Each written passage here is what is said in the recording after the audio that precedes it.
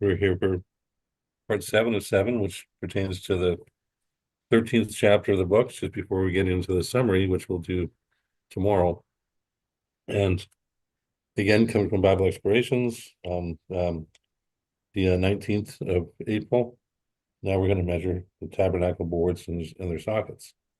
So the instructions given for the tabernacle boards, you always want to start with what God said. And thou shalt make boards for the tabernacle of shittim wood standing up. 10 cubits shall be the length of the board. So that's how high they are. And a cubit and a half shall be the breadth of one board. And 2 tenons shall there be in one board, set in order against one another. We'll talk about that in a minute. Thus shalt thou make for all the boards of the tabernacle. And thou shalt make the boards of the tabernacle 20 boards on the south side. So I have a little compass here. So the south side would be the side that's cut away right now. You can't see. So there's 20 boards on that side. And 20 boards on the south side, and then 40 sockets. So there's of silver under the 20 boards, 2 sockets under one board for his 2 tenons, and 2 sockets under another board for his 2 tenons. Notice it says his. And for the second side of the tabernacle, on the north side, so that's the side we can see over here, on the north side, there shall be 20 boards, and there are 40 sockets of silver, 2 sockets under one board, and 2 sockets under another board. And for the side of the tabernacle westward, so that's the far wall, the most holy place. So for that side, you should make 6 boards, and 2 boards shall they'll make the corners of the tabernacle on the 2 sides, and they shall be coupled together beneath, and shall be coupled together above into one ring, and that shall be for them both.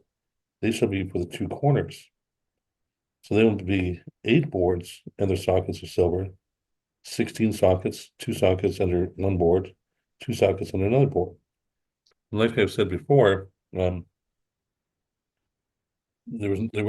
a picture done with this. The words were done, and people would have to, in modern day, create this model or this diagram, this blueprint from the words. But when we get to the boards, there's some interesting things that have been left out, and were left for those that were to build it to figure out. When Moses talked about having those filled with the Holy Spirit, the people that actually helped him build this tabernacle, they had to figure out some things that a couple of things were left out, left for them to led by the Holy Spirit to complete. So here's the cutaway again. We see that these are the boards we're talking about. Underneath these boards, these little silver things, these are the sockets. So you can see over here in the cutaway, we don't show the boards, but we show the sockets. Notice how the blue curtain comes just to the top of these sockets. You can just see a little bit underneath it. That veil we're talking about here with the same cherubim. And over here, you can see all these boards have these little sockets underneath them like this. So these were, when it says his 2 feet, it's 2 sockets per board. We'll take a look at this a little bit better over here. In this chapter, we are measuring the gold overlaid 46 tabernacle boards and the 2 corner boards, and their 96 silver foundation sockets of the tabernacle that form the foundation and framework of the tabernacle, or of the sanctuary, really. The tabernacle pattern is the prophetic blueprint of the fulfillment of the covenant through Jesus Christ. Thus, we are observing the framework of the covenant itself. Ephesians 2:19-22 says, now therefore you are no more strangers and foreigners, but fellow citizens with the saints and of the household of God, and are built upon the foundation of the apostles and prophets, Jesus Christ himself being the chief cornerstone, in whom all building fitly framed together grows into a holy temple in the Lord. in whom you also are built together for a habitation of God through the Spirit. So this, this whole sanctuary depicts the throne room of God, depicts the holy place where all the communion takes place, and these boards around it, who do they represent? They're witnesses to all this stuff. That, how are they prophetically represented? So we start with the silver sockets. The pure silver sockets of the sanctuary, holy and most holy place, of the tabernacle are purposed to serve as the foundation, the upright, overlaid gold boards stood upon. They're the feet, they stand upon these sockets. There are two sockets for every one board. The boards are made with two tenons, so that each tenon of a single board would precisely fit into the two side-by-side sockets underneath. This was described as two sockets under one board for his two tenons. Some biblical translations read 2 feet under one board for his two tenons. The English word tendons is derived from the original Greek tenons. Tendons connect muscle to bone. The spring ligament connects bones in your ankle and foot to support your body weight. So let's just look at this. So we have the boards being fit in here. These two little things here are the tenons, and they fit into this perfectly these the little space in the sockets. So if you look over here, there's two sockets. There's one tenon here, one tenon here. You put them in there, and it fits perfectly in, just like the muscles that tie your ankle and foot together. They fit perfectly in there to hold them together. So underneath each board, which stands upright, is two silver sockets, and the two tenons on one board fit into that socket, or into those sockets. Sorry, the two sockets. Um, so where did the silver come from? And it will be told precisely by Moses. The silver of them that were numbered of the congregation was 100 talents and 1,703 score and 15 shekels. So when they left Egypt, Moses was told to do a census of everyone that's to be over 20 years old. And each of those was supposed to give a half shekel. And those shekels were told exactly how they're used. It says so tell us how many there were at first. Um a belek for every man, which is a half shekel. That is a half shekel after the shekel of the sanctuary for everyone that went to be numbered from 20 years old and upward. So there were 600,000, 603,550 men. And of the 100 talents of silver were cast the sockets of the sanctuary and the sockets of the veil, 100 sockets of the 100 talents, a talent per socket. So in other words, if you add it all up, it equals 100 talents of silver. The little bit of remaining, the 1,775 shekels that remains was made for the hooks and the pillars and the chapiters that connected, for example, the covering together. The little silver connectors for the covering above. So every single shekel that was the redemption money that the people led out of Israel paid, the half shekel they paid, is used in the sanctuary. The majority of it for these sockets, 100 talents, and the little bit remaining for the connectors. So the source of the silver is the redemption money from those that were freed from Exodus. That's where, so when you take this little half shekel, but you'd have 603,000 men, that adds up to a lot of silver.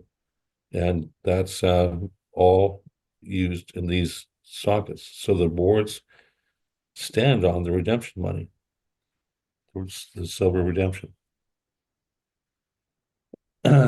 And this is the instructions given about that exact census. Will thou take the sum of the children of Israel after their number, then shall they give every man a ransom. And a ransom is a price for your freedom, for his soul unto the Lord. When thou number them, that there be no plague among them, when thou number them. This they shall give, every one that passes among them that are numbered, half a shekel after the shekel of the sanctuary. A half shekel shall be the offering of the Lord. Every one that passes among them that are numbered, from 20 years old and above, shall give an offering unto the Lord. The rich shall not give more, and the poor shall not give less than a half shekel, when they give an offering unto the Lord to make atonement for your souls. And thou shalt take the atonement money of the children of Israel, and thou shalt appoint it for the service of the tabernacle of the congregation, that it may be memorial unto the children of Israel before the Lord, to make an atonement for your soul. So every man that came out of there from 20 years old could point to those silver sockets and say, I'm in there. It's a memorial to the redemption money that I paid for being freed from my slavery. Everyone was to be included, every one of them, and they were included. So note that 603,550 men times 0.5 or half a shekel equals 301,750 shekels, or half shekel, full shekels. A talent is 3,000 shekels. So 301,750 divided by 3,000 equals 100 talents, with an additional 1,750 shekels remaining. So they're all accounted for. If you do the math or whatever, that's 100% of the silver in the sanctuary. And you've got to remember that gold is only used in the sanctuary, and silver is only used, there for these redemption, outside of where it's used for connecting little connectors. So very significant to know that it's the redemption way that these boards stand on. Clearly, the silver sockets that form the foundation of the sanctuary of the tabernacle find their origins in the redemption price paid for every soul that the Lord freed from slavery. This memorial to the Lord's redemption is the foundation upon which the frame of the tabernacle stands. All of its upright boards and pillars upon which the veil of the most holy place was hung, and together with the boards upheld the coverings above. Finally, it should be noted that not only is silver a noble metal that is resistant to corruption, it's also the only metal to have a purifying or antimicrobial effect upon all that it touches. When the Lord instructed Moses to carry out the census, it was so that they would know that they were a redeemed people, bought with a price. This is not the same as a simple purchase. The term redemption means the action of regaining or gaining possession of something in exchange for payment, or clearing a debt. To regain something that once belonged to you, or to gain possession of it through the payment of its debt. 1 Corinthians 6 says, you are not your own. You are bought with a price. And what a beautiful thing that means. That this covenant law purchased your freedom. The price being the blood of Jesus. But now you're not your own. You're part of Christ. You're part of the kingdom of heaven. And the price has been paid. And it's standing on the righteousness of Jesus, the redemption, and the price he paid. So these sockets are always about the redemption, the price paid for redemption. If you remember in the Bible, the price of a slave, and how Judas was paid that exact money to betray Jesus, the price of a slave, the 30 pieces of silver. It's the same as Joseph was sold for by his brother when he was thrown in the pit. This measly little price of a slave was what Judas valued Jesus as. So the framework, the gold overlain tabernacle boards. So now we've talked about the sockets, now the boards. The mercy seat and the seven branch lampstand were made of pure gold. The tabernacle boards were hewn from Acacia wood or shittim wood, overlaid with pure gold, made to stand upright in the sockets. All the remaining furnishings in the sanctuary were made of the same materials. So the Ark of the Covenant, table of showbread, altar of incense were made from Acacia wood, overlain in gold. So let's talk about Acacia wood for a minute. Acacia wood has natural oils that provide protection against the elements. These powerful oils make Acacia wood, sorry, I keep saying Acacia wood, resistant to the resistant to change and prevent the wood from shrinking, cracking, or splintering over time. They help acacia wood furniture maintain its luster for years without fading. You see some of the most beautiful and costly outdoor furniture, like benches and tables and things like that, made from this acacia wood. The natural oils in acacia wood also make it naturally resistant to insects and pests, especially termites. Acacia wood is also naturally antimicrobial, water resistant, and resistant to rot, decay, and insect damage. And acacia wood is often used to create cutting boards and other food preparation tools since it is naturally antimicrobial and water resistant. And due to its growing climate, it has adapted to frequent bushfires and is fire resistant, not fireproof, but fire resistant. So it has all these natural properties so that's the board, and then it's overlain with gold.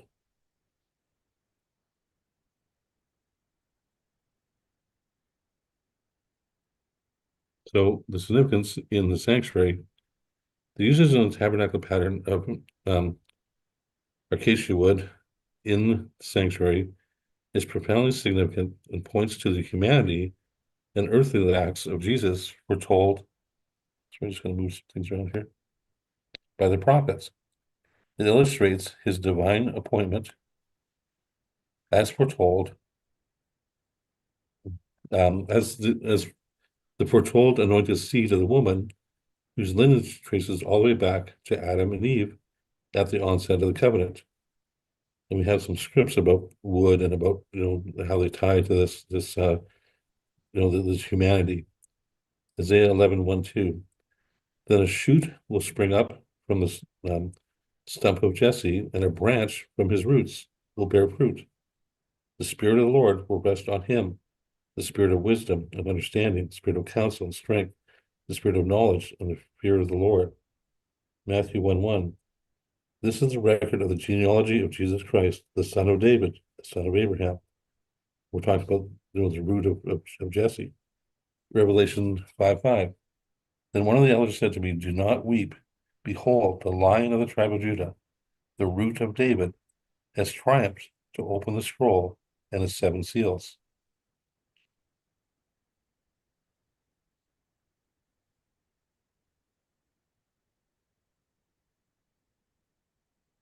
Revelation 22:16.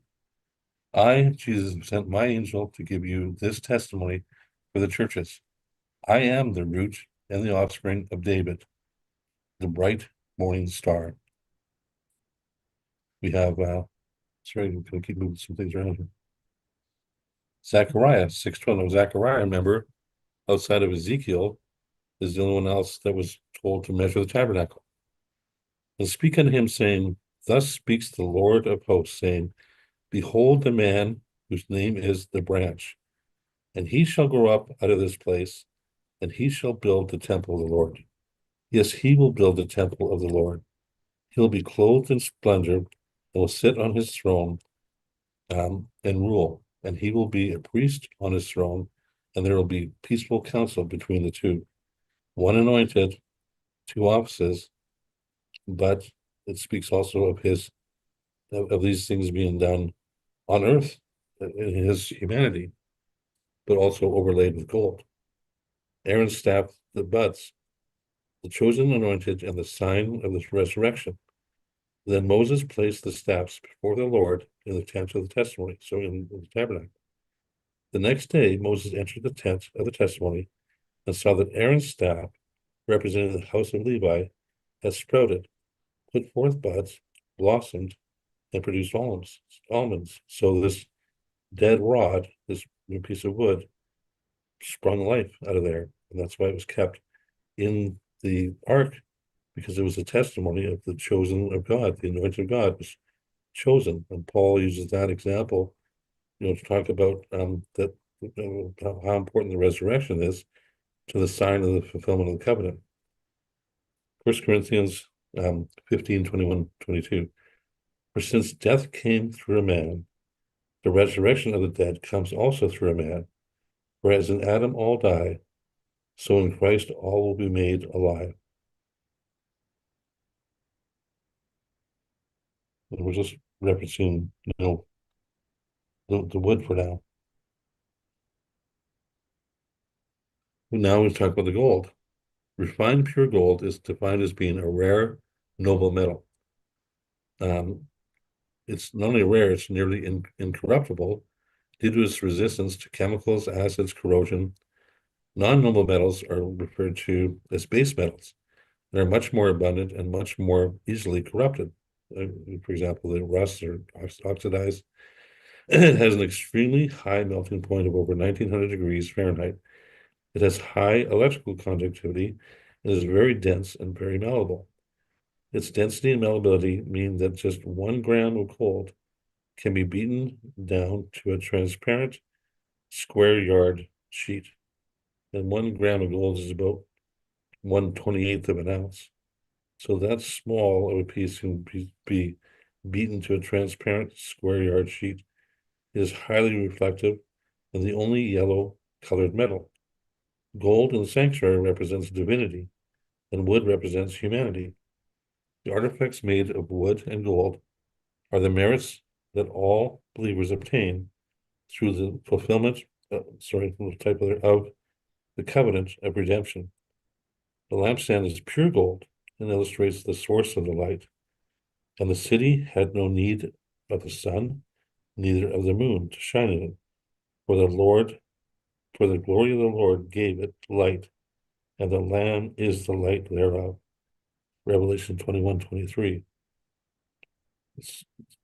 So Jesus is the light. Believers receive that light, but never seek to become the source of that light. The mercy seat is the atonement which eternally belongs to the righteousness of Christ. Believers receive this atonement, but not to obtain it through their own righteousness. So the two things that are pure gold are the mercy seat and the light. The rest are, and those are the original source, the original, where the Son came to make redemption, and they're only through the heavenly when he returned to present his offering. And the light is from the beginning. First day says, "Let there be light," before there's sun and the moon, because it's it's the beginning of creation, and the light shines into the darkness.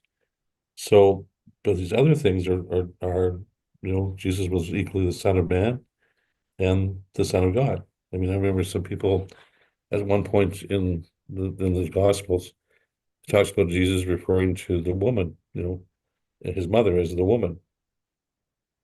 And some people take great offense for that, but they don't see that he's signifying exactly what the covenant said, that the seed would be born of the seed of the woman.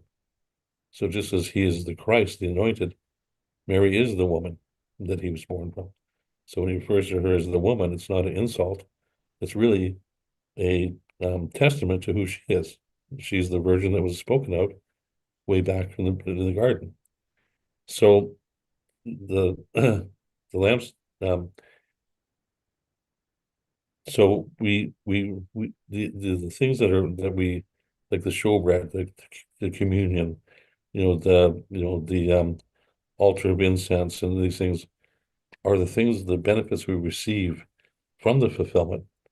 And they never go to the point where we replace that. It's always from the Lord. It's always from the the wood and the gold, so redeemed become redeemed because of the Lord.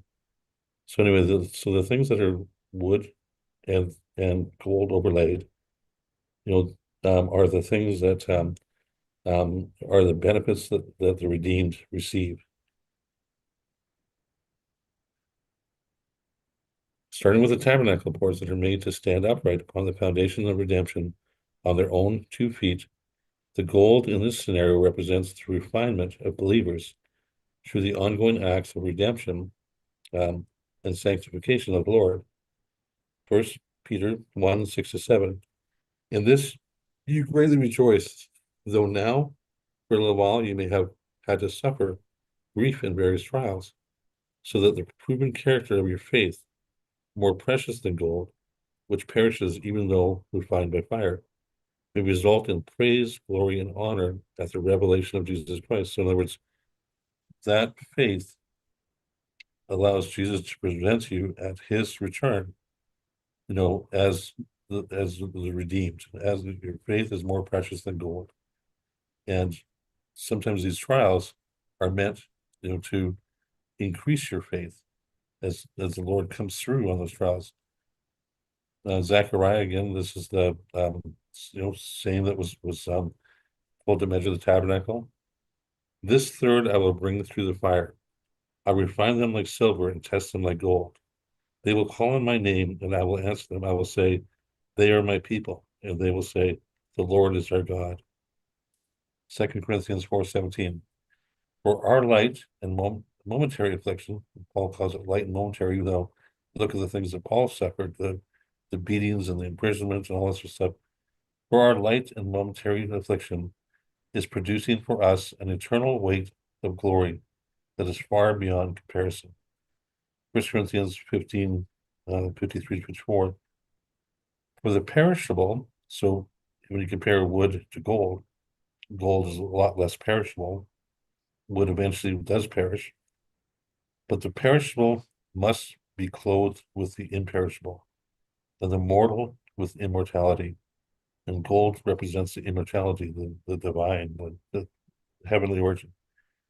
When the perishable has been clothed with the imperishable, and the mortal with immortality, then the saying that is written will come to pass. Death has been swallowed up in victory. And that's what happened on the cross. And that's what this whole thing is about the redemption of man and the crushing of the head of Satan. 1 Corinthians 15:49. And just as we have borne the likeness of the earthly man, so also shall we bear the likeness of the heavenly man. Then we have, sorry, let me move something here again. Job 23:9-10. Who knows more about trials and who was not aware of why he was being tried, so that the Lord could return double to him. The Lord actually pointed to him so that he could redeem him and bless him. Job says, when he is at work in the north, I cannot behold him. When he turns to the south, I cannot see him. So he see all the things that the Lord is doing for him. Yet he knows the way I have taken. When he has tested me, I will come forth as gold. My feet have followed in his tracks. I have kept his way without turning aside. And this is when people are accusing Job of what he must have done wrong, what he must have done wrong to not have God's blessings. And he just says, I don't see the things he's done. We were talking about this yesterday with Keith and other people, how you don't see how often he saved you, or how often he's been there, to make sure that no harm came to you, or to bail you out of things, or to turn you left instead of right. But all that you do know is that you've trusted him and you've followed in his goal, in his tracks. And so because of that, whatever test he's put you through, you're going to come out like gold.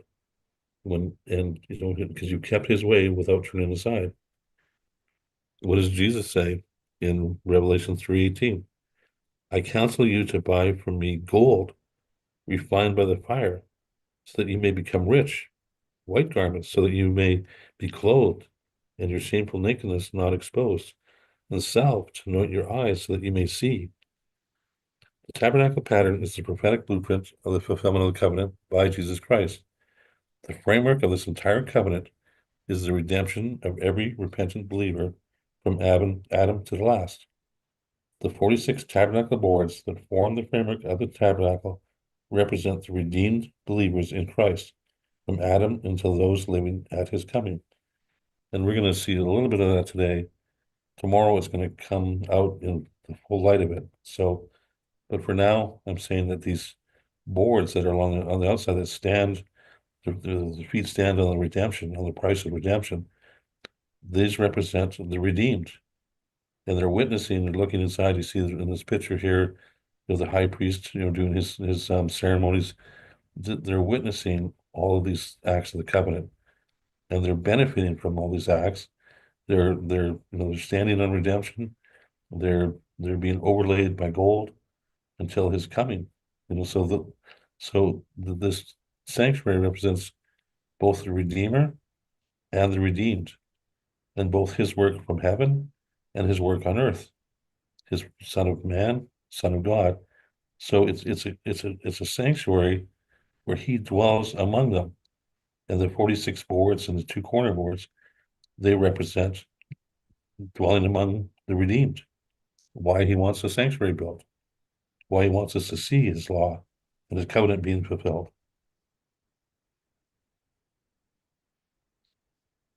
So when we take a measurement, and I'm not going to spend a lot of time on this right now, but we've seen in the past how the mercy seat and the Ark of the Covenant, when we follow that mercy seat pattern of 1.5 times 2.5, and even 1.5 again for the height, we see that this pattern emerges that of biblical fulfillments and timelines that exactly follows the pattern given for those items, for the mercy seat and for the ark.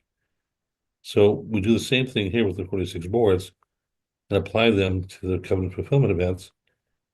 And we apply the rule for a day is 1,000 years, and 1,000 years for a day. The word day being the key to the tabernacle boards and the Ark of the Covenant and its mercy seat. We observe 46 boards times 1.5 board width. We were told the width was 1.5.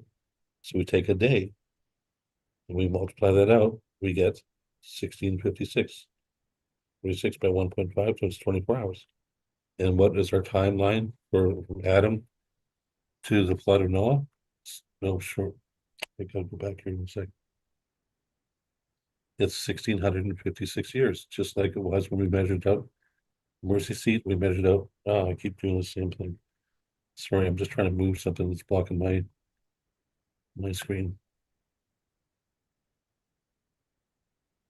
There we go. Get rid of it. Okay, then so we take the board width, first of all. Now we take the mercy seat width. So the 46 times 1.5, which is taking the mercy seat width, equals 69. And the same thing when we take that, so 69 times 1.5 times 24 is 2,484. So we get the first 1.5 from the width of the tabernacle board. That gets 69. The second 1.5 is from the mercy seat. And so we get 2,484 years, which is the same time from the Ark of Noah to the ministry of Jesus. And we do the same thing when we multiply that same number by 2.5. In a 24-hour day, we get 69 times 2.5 times 24 is 4,140. And even when we take the height, the crown event, and so now it's 3.75 because it's 1.5 times 2.5 times it by 24-hour day, and we get 6210, which is that window we talked about yesterday, that begins in 2027 with the last brick, the end cap of the whole tabernacle, the generation we live in. And then if you just take these other numbers that the 135, etc., you can also take those, and I just gave one example here, but 46 times 1.5 by 10, because that's the height of the boards. 690 times 1.5 equals 1035. That's the time between Enoch and the Ark of Noah. You take the same number times 2.5, and you get 2587.5, which is the time from Adam to Moses. So these tabernacle boards, when you measure them by board count and by the dimensions, have the exact same property as we saw in the Ark of the Covenant and the mercy seat. So that's just a general observation. We go a little bit deeper here. And then we look at the challenge when we measure the tabernacle boards. The instructions revealed to and recorded by Moses are very detailed and clear. However, the Lord left some key areas of complexity for the spirit-filled craftsmen to resolve. These include the crafting of the seven-branched menorah. They're not told exactly how to do it. The cherubim on the mercy seat, there's no instruction exactly how to do it, just what they're supposed to in this bowed position, but there are no dimensions given. And also the third dimension of the tabernacle boards and its direct relationship to the corner boards. So we're given the width of the board and the height, but um, we're not given the breadth of the board. So there are 20 boards on the north and south side that are each 1.5 wide. So 20 times 1.5 is 30. But there are only 6 boards on the west side that are each 1.5 wide. So 6 times 1.5 equals only 9. This means, if not otherwise resolved, that the most holy place would measure 10 by 9 instead of 10 by 10. And the holy place would measure 20 by 9 instead of 20 by 10. The width of the tabernacle would be 1 cubit short when employing only the 6 boards for the west wall. This problem is made even more puzzling by two additional challenges. One, there's 2 additional corner boards that serve to connect the north, south, and west walls together as a single tabernacle that must be included in the plan. And number 2, unlike the tabernacle furnishings, we are only given 2 of the 3 dimensions of the boards, the height and the length. The width or the breadth is not specifically given. Only the 10 cubit height and the 1.5 cubit length for each board. So what you get is things like you see above here, where people in 90%, well, I'd say 98% of the modern renderings you can see is this is how they have the corner boards attached. So you have 6 boards here, and then you have this corner board attached that way, and this corner board attached this way. So it still only equals 9 cubits, 6 times 1.5. It also looks atrocious. All the symmetry is gone. The beauty of the tabernacle is gone. And when you walk on the outside, you just see these 2 boards slapped to the ends here like a hinge. And you see, the dimensions. They can be on the outside. From this rendering, they have them on the inside. The board actually slapped to the interior of the tabernacle. One here and one there. But it's still only 9 cubits. And so, like I said, there's no diagram given. We're just told, what we're told what the dimensions are, 10 by 10 by 10. Then we compare these boards and it doesn't add up. So while the tabernacle boards have an observed dimension of 1.5 times 1.5 times 10, an elegant solution for the location of the corner boards is revealed. The 6 boards of the west wall measure 9 cubits. 6 by 1.5 equals 9. On their own, they fall 1 cubit short of the 10 cubit width of the inner dwelling place of the tabernacle. Only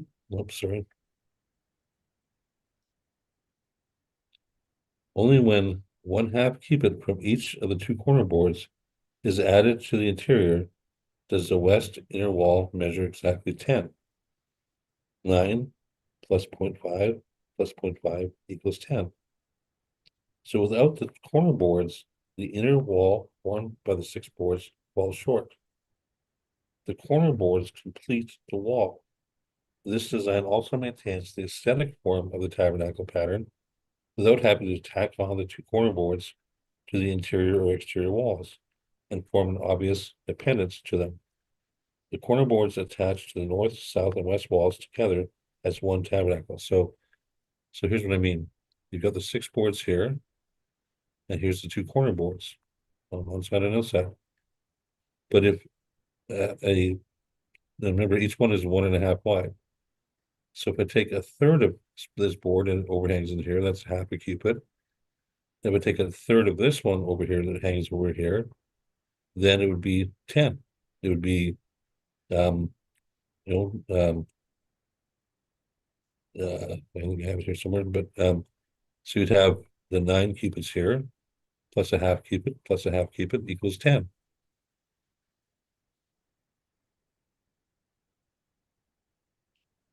So it's also historically confirmed by Josephus that the dimension of the sanctuary were 30 length and 10 width. So, it's easy on the 20 boards here because 20 times 1.5 is 30. And it's easy on the 20 boards here because 20 times 1.5 is 30. But here's where the challenge is. But we know that it was 10, as testified by Josephus and others. So the 6 boards given for the west wall measure 6 by 1.5 is 9. 1 cubit short. These 9 cubits are 1 cubit short of the 10 cubits that are required. The corner board solution. The solution rests in borrowing a half cubit from each of the 2 corner boards by orientating the corner board so that 1/3 of each corner board overhangs into the interior sanctuary. So 1.5, which is the tabernacle board width we're given, times 0.333 equals half a cubit. 1/3 is a half cubit. So the solution for the west wall thus becomes 9 cubits plus half a cubit plus half a cubit equals 10 cubits. West wall board count. So that's the measurement. But when we count the boards, how many boards is that? It becomes the number of boards that form the interior west wall of the sanctuary is 6.666 boards. 6 plus 0.33 plus 0.33 equals 6.666. Measuring 10 cubits. 6.666 times 1.5 equals 10. So the total interior tabernacle boards, the total number of boards that are observed in the interior of sanctuary are 46.66 boards. You got 20 in the north, 20 in the south, and 6.66 in the west. So we're only talking about the interior, the sanctuary, the part that's actually the sanctuary, the interior, the 10 by 10, 20 by 10. So the total exterior corner boards, so that's the remainder of the 2 corner boards that are on the exterior wall, equals 1.333. So there's 1.333 that are left on the exterior. So then just bear with me as we count here. So the historical total board count is north wall 20, south wall 20, so 20 plus 20 is 40. Exterior corner boards, there's 1.33. The first corner interior, so we take that third, that's 41.666. We take the 1/3 of the second corner, that's plus 323 equals 42, 41.666 plus 333. So the 6 west walls equal 42 plus 6 equals the 48 boards. So it all adds up when you just do this. And which also reveals the number that we're looking for. Just get over here. So earlier on, I showed you that when we measure by this board length and by the 24 hours, how we get the 4140, 6210, 1656. But the same thing in prophetic years, because 46 observed equals 46.66 prophetic. So when we look at the 46.66 boards times 1 board width is 4666 times 1.5 times 24 equals 1680, which is the same as the 770, 7-day week, 168, or 70 days, 1680, but it's the year of the flood. We do the same thing, 466 times 1.5. So if we just take the boards that are in the interior, the 46.66 times 1.5 equals 70. So take that number by the mercy seat width, we get 70 times 1.5 times 24 equals 2520, which is the prophetic years between Noah and the ministry of Jesus. The same numbers as 360-day Sabbath year. So we do the same thing times 2.5, and we get 4,200, which is the time between Adam and Jesus prophetically. And we do the same thing times 3.75, which is the extra 1.5 of the height, and we get the 6,300 years, which is the time that from Adam to our generation prophetically. So when we're looking at these boards and the consecration of the temple by Solomon, we need to make one further key observation before we can tie it all together and observe the complete prophetic significance of the interior tabernacle boards and the corner boards regarding the biblical covenant fulfillment event timeline. This observation is to note the exact number of years between the ark at the flood of Noah and the completion and consecration of Solomon's temple. The account of the construction, completion, and consecration of the temple by Solomon is found in the Old Testament book of 1 Kings, chapter 6 and 7. So Solomon completed the construction of the temple in 958 BC, which is 3,156 years from Adam. This was exactly 1,500 years after the Ark of the Flood of Noah. So it's exactly 1,500 years from Noah that the temple was completed. Then an unusual thing occurred. The temple was set aside and not put into use for 12 years, while Solomon was given to complete his own house, which was the king's palace.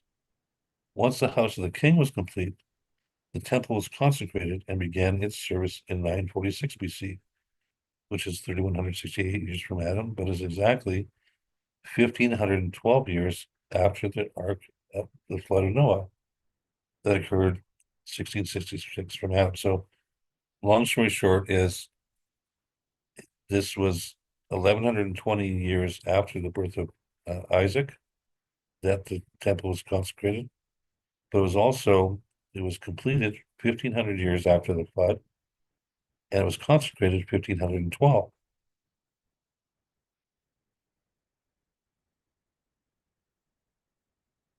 Now recall that every observation that we have made thus far regarding the tabernacle artifacts, the ark, mercy seat, soft materials, first inner covering, tabernacle boards, and their prophetic relationship to the biblical covenant fulfillment event timeline agrees with the timeline from Adam to the ministry of Jesus, beginning in 27 AD, as being a period of 4,140 observed years. We've also observed that 4,140 observed solar years is equal to 420 or 4,200, 360 prophetic years. So now observe this: 4,200 years times 360 days per year is 151200 days. 1,000 times the 1,512 years. Remember, it says a day is like 1,000 years in the Lord, and 1,000 years like a day. So we see when Jesus began his ministry was exactly 1,512,000 days from Adam. And if you take a day for 1,000 years, it's the same as 1,512 years from Noah to the consecration of this temple. But here's something equally interesting. 41.666 divided by 66 years times the 360-day years. So in other words, when you look at prophetic years, then 1,500,000 days equals 1,000 times 1,500 years, because it's exactly in 4166.66 years, which is the time of the birth of Jesus. then that's 1,500,000 days. So you have this period that's 12,000 days apart from the birth of Christ to the ministry of Christ. The Bible does not specifically date the birth of Jesus.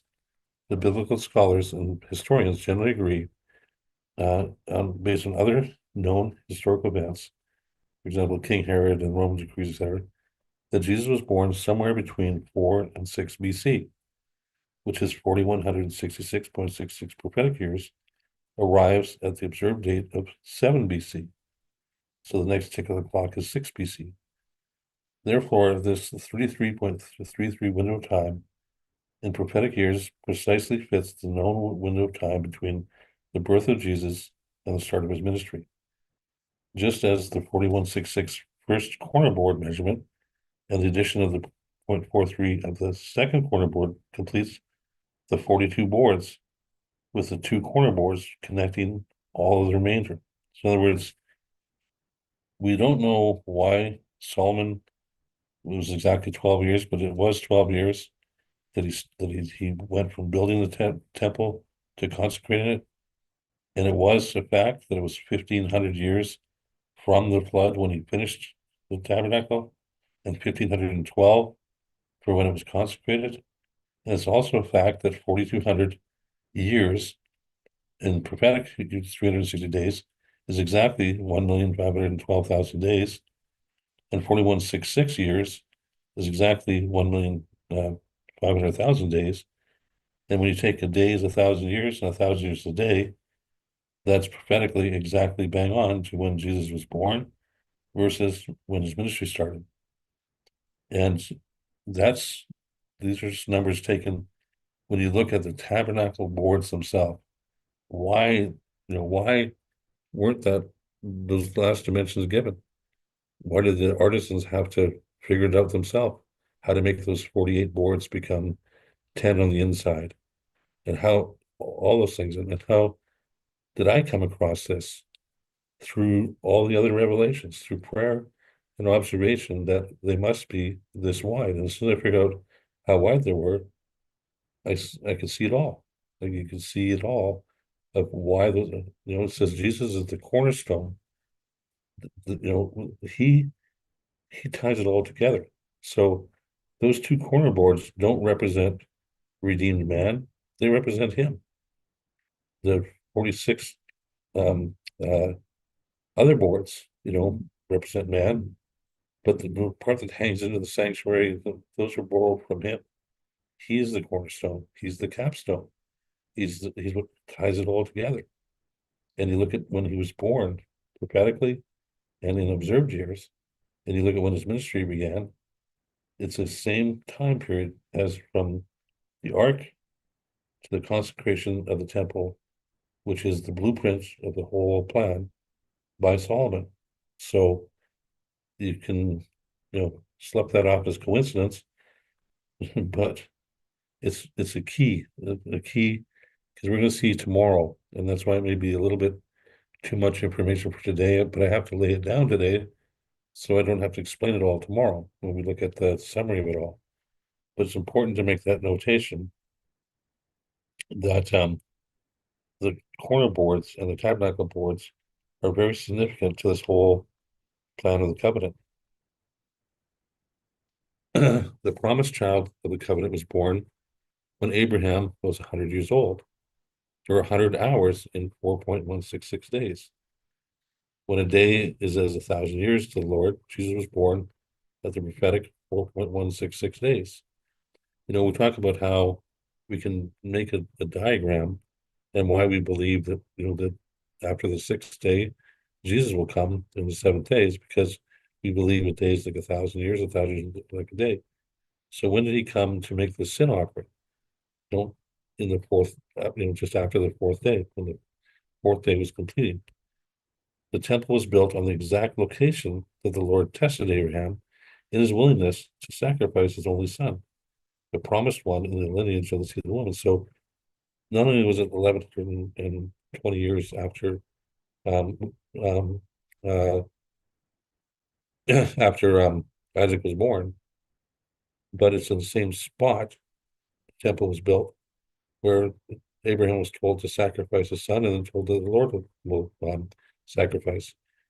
We talked about the covering of the tabernacle being 1120, and it was made up of 112 cubic curtains. Well, if you take 112 hours, it is divided by 24, you get 46.66 or 4.66 days. And if you take that times 10, you get 46.66 days. And I just showed you how 46.66 times 1.5 equals 70. So the covering, we get this 4666 number. The boards, we get this number. And it's not just once, it's twice I've shown you. The temple was consecrated 1120 years after Isaac was born, just as the interior covering of the sanctuary measured 1120, and there are 1120 hours and 46.66 days. The total number of boards in the sanctuary is 4666 times 1.5 also equals 70. The same temple was completed 1500 years after the Ark of Noah. Just as the number of days from Adam to the birth of Jesus approximate 1.5 million days, the same temple was consecrated and inhabited or initiated its service 1512 years after the Ark of the flood of Noah. Just as the ministry of Jesus began exactly 1,512,000 days from Adam. The numbers there. Just as the overhang of the two corner boards in the sanctuary to complete the 6-board west wall, total 4166 plus 42. Just as all of these precisely match the covenant fulfillments they foretold. Just as all the soft materials employed in the tabernacle, the exterior white linen fence, the gate, door of the sanctuary, the veil, the holy place, most holy place, inner covers, and goat's hair total 4,140 cubits, which again, in observed years, is 1,512,000 days, or 1.52. Now therefore, ye are no more strangers and foreigners, but fellow citizens with the saints and of the household of God, and are built upon the foundation of the apostles and prophets, which are the ones that confirmed and professed the fulfillment of the covenant in Jesus. Jesus Christ himself being the chief cornerstone, in whom all the building fitly framed together grows into a holy temple in the Lord, in whom ye also are built together for a habitation of God through the Spirit. And what are those boards on the outside? They're habitation for God. The covering covers them, the boards surround them, and that is the sanctuary. That's where God seeks to dwell, and seeks to dwell in us. In our, that we are, our own bodies are the place where He seeks to dwell. Together as a people, the church is where He seeks to dwell, and in eternity He will dwell, and we will dwell with Him because of the merits of the gold, the merits from Jesus because of all that He did. So this isn't some little haphazard plan. It is based entirely on things too wonderful to even speak about. And it's all based on a law that some people wanted to get rid of that is so beautiful that without it, we have no redemption. My closing slide here is, I've shown this once before, but these represent the biblical event timelines when you put them all together. And so, for example, the 1656, etc. So the small inner circle are the events in the 1656 years from Adam to the ark. The next inner circle are the events in the 2484 years from the ark to the ministry of Jesus. The third circle is the events in the 4140 years from Adam to the ministry of Jesus. And see how precise they are and how they all fit together.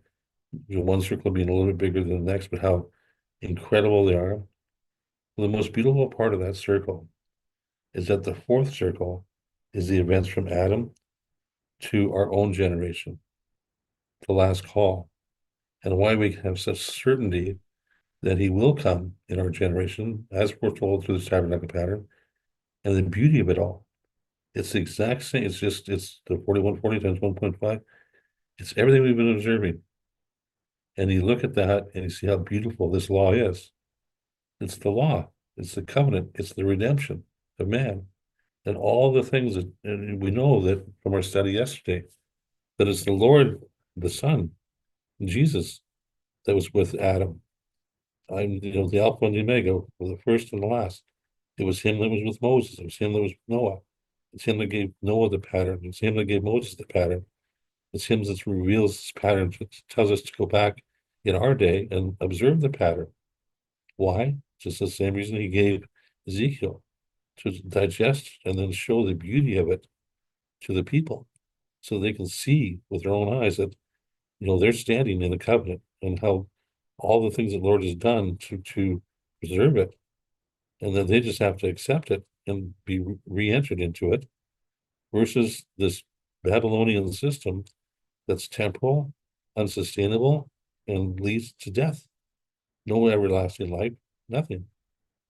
So that's my presentation on, which kind of concludes all of our measurements. And remember that the book is over 300 pages just to get to the 13th chapter. And to provide the summary over the last week, I've used 250 slides. So I'm giving you basically the highlights, and there's more detail in the books, obviously. But this is why like I said, there's more detail sometimes, and that's why I'm looking forward to you being able to have the book, etc. But I'm giving you the highlights, the main events. Tomorrow we will bring it together into the conclusion. So that's my presentation, and I think we're finished right on time here. Yep, 12:05. So we have a few minutes for any comments or questions. Yeah, And then, Brent, I yes, would like to know where you found that the half a shekel that the men gave was used for the base of the boards. it says right in the scripture. Want me to go back to it? Yeah, I was looking for it and I couldn't find it. Okay, well, let me go back to share screen then. I must have missed the scripture there. Let me get it for you so that I can answer that for you. But let me just go back to here. Go to share screen. Go back to here. Share here. And okay, so I'm gonna slideshow. I like the change you made in the most holy place too. Yeah. Yeah, you can thank Ronnie for that. I got it. Well, you can see, actually, I'll show you right here. Let's start off with that slide. So slideshow from current slide.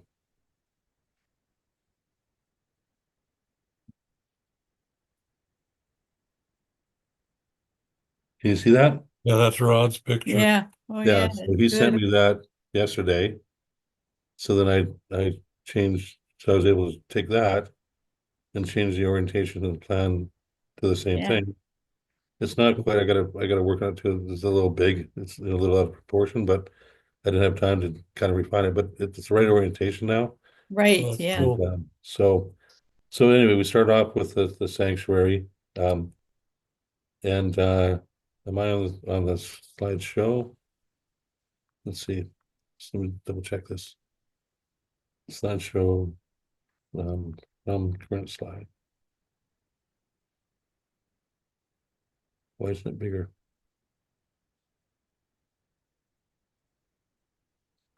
Try this one more time here.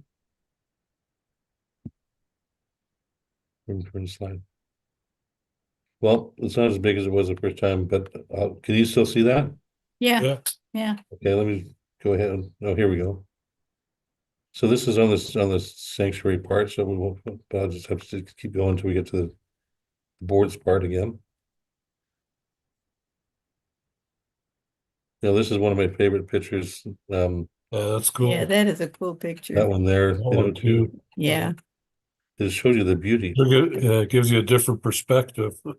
Yeah, And to think that those women or men embroidered all those on there, that's just amazing. yeah, And then when you're going through the boards, and I'm thinking, okay, those boards had to have been a cubit thick also. yeah. They're huge. Can you imagine how heavy each board was? I We're got talking all, about the weight yesterday of the ark. I got all that added up, and I also have what they were given in when they did these donations to the Levites. They also donated several oxen and carts to Yeah. haul all this stuff. And if you add that all up, and I even took and I went and looked how much can a team of oxen haul, and then I added up how many Levites there were that actually were involved. They weren't all involved in transporting this. You take the number of Levites that there's bear things on their shoulders, and the number of oxen, and you take the weight of the Ark of the Covenant, the weight of the gold, the weight of those tabernacle boards, and you add it all up, and there's plenty of pulling power. There's lots left over. Huh. Wow. But That's you think it would have to taken at least 2 men to carry one board, well, they didn't carry the boards. The boards were carried by the oxen. but they had to carry them to the oxen. Well, yeah, but all you have to do is they're in the sockets, right? So you just just um Lift them up and slide them on. As but- someone who loads a truckload of wood every couple days, it's heavy. Yeah, oh When yeah, I'm no, a cubic big. and those were thick. they would definitely need to use some engineering, but they Yeah, don't have to move it far because all they got to do is move it from where it is to Right. the To the cart, cart. cart, yeah, which is just a flat bed, right. So, but They moved this whole tabernacle every time. yeah, Yeah. Yeah. And the And- boards and- already had the gold on them, and they were Yeah. hooked together, and they unhooked them. yeah, and there's certain things I around. loved how everything has a purpose, and I love how you said the gold, was a covering, and Yeah. it's like, Well, And and yeah, you know what that covering was used for? When they moved, it was used to wrap the Ark of the Wrap the whole thing up, yeah. Yeah, in the mercy seat. Yeah. So the other coverings were also used, the badger, to wrap other furnishing and to wrap the boards, and so everything was put to use. well, and just the linen curtains. Yeah, I work with fabric a lot. I sew a lot with linen. It is heavy. me too. No, I don't. It is, Oh, I fabric know. is very heavy. When I was living on my own, and I was able to buy my first king bed and all, the things I wanted, and it was the first time I tried heavy linen sheets, like the real good stuff, Mhm. They were heavy too. Yep. What a difference it made to my sleep. I never slept Isn't it in one amazing? night. Yeah. Linen sheets are wonderful. Yeah. So let me just go along here, in Yeah. case you would. Uh, there's that balance.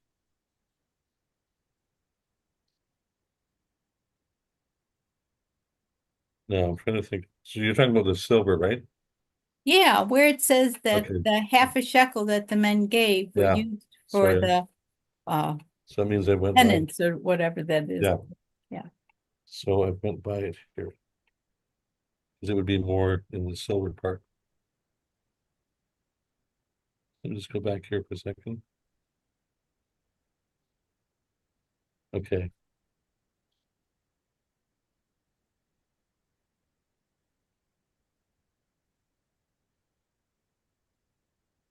Yeah, I think it's right here.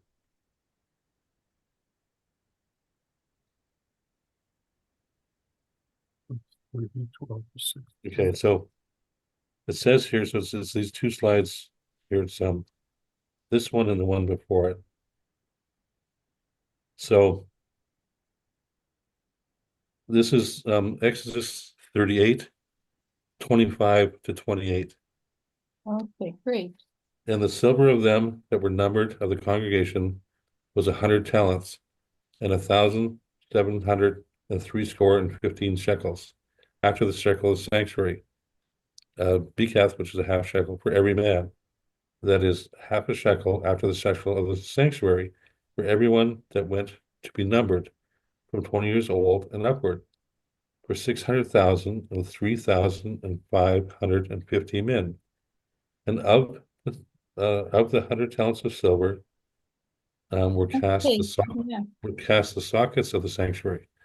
So that the 100 talents was the sockets, and the sockets of the veil, which of course was in the veil in between the holy and most holy place. So those sockets, a talent for a socket, and of the 1,775 shekels, so not talents, just the remaining shekels, were the hooks and hooks for the pillars and the connectors.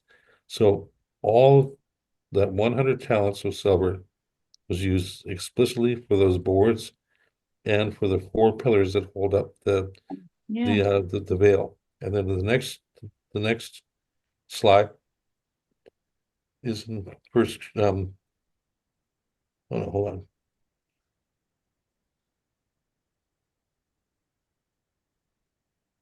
So that's 30, 25 to 28. And then the next slide is X 30, 12 to 16. And that talks about that census. So it says, take the children of Israel, and about their redemption money, the half shekel that each should be paid. It should be an offering unto the Lord. The rich shall not give no more, the poor shall not give less than a half shekel when they give an offering unto the Lord. And thou shalt take the atonement money of the children of Israel and appoint it for the service of the tabernacle. So it was told to be appointed to the service of the congregation, that it may be a memorial unto the children of Israel before the Lord to make atonement for your souls. So you just take 603,550 men times a half shekel equals 301,750 shekels. A talent is 3,000 shekels. So 300,000 is 100 talents. And what's left over is these 1,750 shekels. Times $35 an ounce right now. Yeah, I read to this every year and I couldn't remember ever reading that. It's probably ones that I just, skimmed over, didn't. So Yeah. thank you. Yeah. Well, I have not been to Saudi Arabia over there where Mount Sinai is, but I have been to the Valley of Sin, which, when you look at from the videos and the pictures, it looks similar. I have wondered where that they got the wood from. Now, that's where it is now. Back then, it could have been entirely different. But there is not much wood where I was. yeah, Yeah, but like I said, a lot of They times used it all forests for have the been totally tabernacle. destroyed by chopping down the trees. It was used for the tabernacle. It could There's have no Yeah. been more. They chopped it all. because I know that God provides for everything. Yep. But when you think of it, Keith, that wood was very, very valued, Yeah. because of all its features. And where do they get the oxen from? Where do they get the sheep from? It The all wagons. it all came from Egypt. Yep. So the wood, probably a great, because they would have to build shelters. Probably a great amount of the wood was in the marketplaces of Egypt. I mean, Egypt was the trading center of the whole world. So when I think about, the like when you think about how much we just finished doing with Barb there, this little half shekel adding up to these 100 talents of silver, so how much wood would each person have to have or hauled in a cart to hew these boards and to do whatever? I'm sure that they got a great amount of that wood, because Egypt traded with Lebanon. Lebanon had a ton of wood, so anyway, it's I just think that the Lord puts us in a position that we don't know why we're there, but all of a sudden it clicks in why we're in that position, because he wants to use us. I mean, if we were all in the same position, we couldn't work together because we'd all have the same resources, we'd all have the same thing, and it would just be like duplication.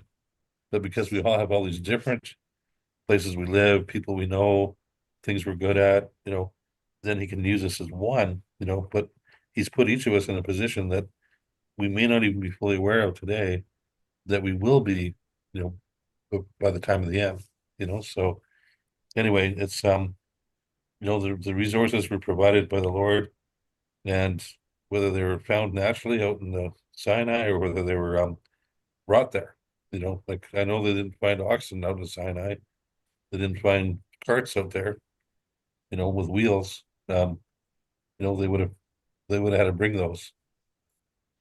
Well, they were led there too, and like Rachel said, the wood was grown in a particular area, and maybe, not maybe, I know God knew where, and maybe he had them go right there.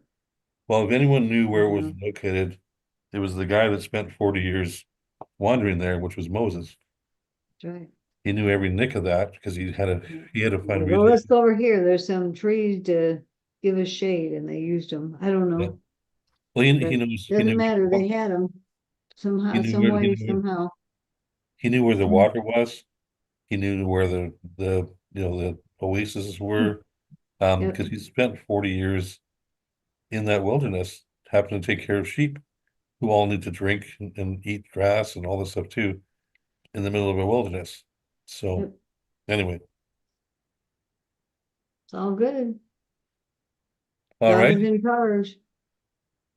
Well, happy Sabbath to everybody, and tomorrow's a special day, and looking forward to seeing everybody. And who's tomorrow? Just knowing that about God and what happened with the tabernacle and how they built it and how they moved and all this kind of stuff, to me is encouraging, because I realize it was back then and they feel like they spoke to him, and we don't actually speak to him. We don't hear him like that, but a lot of the people didn't either, but they had faith, and he was in control there, and he did things, and he still is with us. And we may feel like we're in the middle of nowhere and what am I going to do? But he knows. He's That's got why it I all like under that. control. That's why I like that picture on the last slide of those 4 circles. From Adam to Noah to Christ, Adam to Christ, and then Adam to our time, and they're Right. perfectly put together. Yeah. So